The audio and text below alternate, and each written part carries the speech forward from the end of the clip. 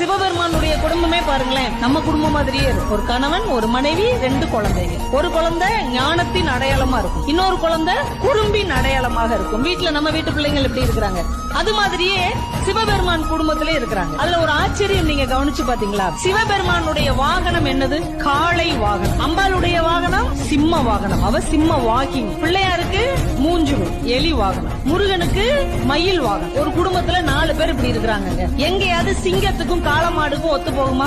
எங்கேயாவது ஒத்து போகுமா? ஒத்து போக. பாம்புக்கும் மயிலுக்கும் ஒத்து போகுமா? பாம்புக்கும் எலிக்கும் ஒத்து போகுமா? மயிலுக்கும் எலிக்கும் ஒத்து போகுமா? ஆனா 4 பேர் இதைத்தான் வாகனமா வச்சிருக்கிறாங்க. ஆனால் 4 பேரும் ஒரு குடும்பத்தை சேர்ந்தவர். இந்த சிவ குடும்பம் நமக்கு என்ன கற்றுக் கொடுக்கிறது?